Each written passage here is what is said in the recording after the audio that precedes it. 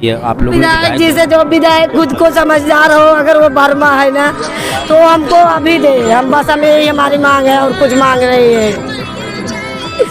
हमका कुछ नहीं चाहिए, हमारे भाई के साथ चाहिए। और हम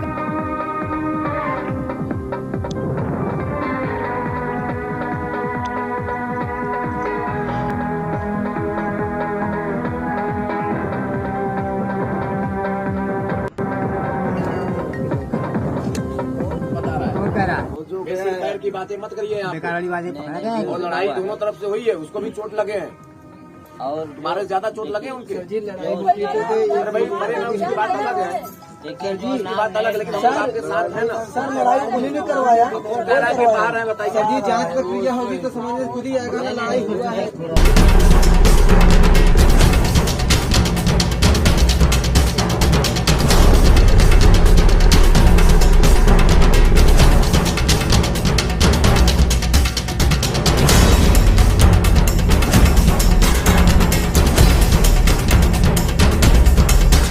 जी विधायक चाहे तो अपनी निधि से अभी कुछ भी दे सकते हैं, पीड़ित परिवारों को कुछ तो दे सकते हैं। अगर चाहे तो इतना तो उनके निधि में आता ही है। हमारा प्रधान भी कम से कम रहेगा तो 10-20 हज़ार रुपये वो मदद कर देगा। ये तो विधायक हैं, हम लोग इनको विधायक जी बोल ही नहीं रहे कि हम देंगे, 1 रुपया भी नहीं मिल रहा है। करेंगे क्या करेंगे, जुमला रहेगा, कुछ मिलेगा नहीं। कम से कम पीड़ित परिवारों को काम कल्याण के लिए अभी कुछ तो चाहिए विधायक निधि से। सर आप एक विधायक हो, आपकी तरफ से कुछ आर्थिक सहायता कुछ मिल रहा है? बता तो रहा हूँ, परिवार के लिए हम लोग शादी विवाह जब लड़की की पड़ेगी तो समय करेंगे। अभी तो आर्थिक सहायता कोई आवश्यकता है नहीं।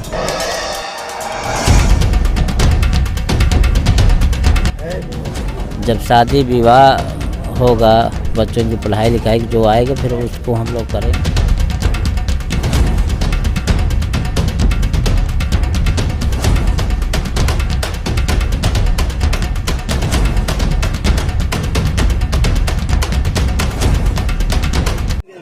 आप 100% बढ़िया से चश्मदीद गवाह बनिए और टूटिए मत, उसको गवाही दीजिए। इसको फास्ट टाइप के कोर्ट में लगा करके कायदेशीर को जो मारे हैं, हत्यारे हैं, उनको सजा कराऊं, मेरा यही कर्तव्य है। जेल भेजूं, उनको सजा कराऊं और आप लोग गवाही दीजिए। आप लोग पीछे मत हटिए। जो केसदारी काटता है ना, जैसे सच्चो साहब है ना, सच्चो साहब उसमें गवाही देते हैं, जो लिखते हैं वही गवाही देते हैं, पलटते आप लोग हैं। आप लोग मत पलटिए, सजा कराइए मुलजिमों को। हम जो लिखते हैं ना वही हमारी गवाही होती है, उससे जीरा करते हैं वकील साहब हर चीज में, लेकिन हम जो लिखते हैं वही गवाही देते, पलटते नहीं है। कोई पुलिस का अधिकारी नहीं पलटता, डॉक्टर नहीं पलटता, पलटते हैं जो और गवाह होते हैं वो पलट जाते हैं। हाँ। मैं उस जगह पे खड़ा हूँ जहाँ पर रामराज वर्मा की कुल्हाड़ी से मार कर उसकी हत्या कर दी गई। ये खेत था, मैं आपको पूरा मामला बताता हूँ कि यहाँ पे हुआ क्या था। सुबह का वक्त था, जो आरोपी है, जो हत्यारा है, उसके परिजन कुछ लोग यहाँ पे शौच के लिए आए हुए थे। तो रामराज वर्मा ने उन्हें मना किया और वो कह रहा था कि मतलब कि ये खेत हमने तैयार किया है बुआई के लिए, आप इसमें शौच मत करिएगा। बस इतनी सी बात से मतलब इस तरह से झगड़े हुई कि मतलब सोनू पाल जो था आरोपी है, वो अपने घर से कुल्हाड़ी लाकर और लगातार ताबड़तोड़ वार किया और जो जगह पे ही रामराज वर्मा की मृत्यु हो गई। यह आपको मैं खेत दिखाता हूँ। ये खेत तैयार किया हुआ था रामराज वर्मा यहाँ पे बुआई करने के लिए, जैसे कि अभी इस समय पे आलू की और सरसों की खेती करनी है, तो वो तैयार कर रहा था। इसी में शौच के लिए सोनू पाल के घर वाले आए हुए थे, जिसपे मना करने पर रामराज ने मना किया कि यहाँ पे शौच ना किए, तो उसके वजह से झगड़ा उत्पन्न हुई और झगड़ा इस तरह से हुई कि हत्या हो गई। ये वहीं से राकेश पांडे भागते हुए आए।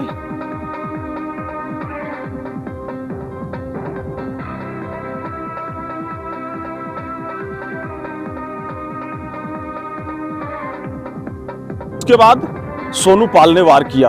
सोनू पाल के वार करते ही संजय और आकाश ये लोग आ गए और ये चारों लोग ताबड़तोड़ कई वार इनके सर पर किए और वहीं इनकी रामराज की मृत्यु हो गई।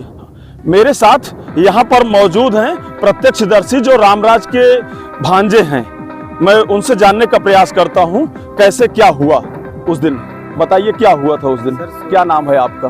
मेरा नाम है सचिन वर्मा और सर मैं सुबह का टाइम था यही 7:30 बजे और मैं सुबह खाद ये खाद लेकर आया था सरसों खेत में बोने के लिए मामा के साथ में, रामराज वर्मा हमारे मामा जो हैं। और उसके बाद सर यहाँ पे संजय, आकाश, ये लोग सर यहाँ बाथरूम कर रहे थे, खेत में हमारे लेटरिन कर रहे थे। जो हमने मना किया, तो मना करने के बावजूद वो ज़बरदस्ती मेरा कॉलर पकड़कर हमको मारकर गिरा दिए, हम बेहोश हो गए। उसके बाद फिर मेरे मामा जब बोलने लगे, तब उसके बाद फिर वहाँ से सोनू वर्मा ने, बगल में सोनू वर्मा शौच कर रहे थे, वो भी आकर मारने लगे मामा को। उसके बाद तब राकेश जो कि कुछ दूर पे खड़े थे, वो घर से कुल्हाड़ी लाकर दौड़कर आए और हमारे मामा रामराज वर्मा को सर पे वार किया। उसके बाद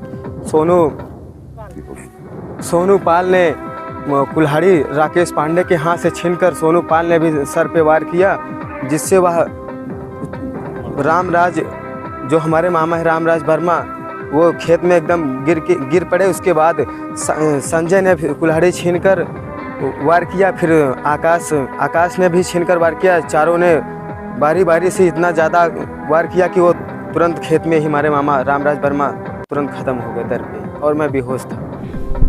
विधायक जी, क्या मामला था और परिजनों की क्या मांगे थी, कहाँ तक आप लोग ने पूरी कर पाई उस चीज़ को?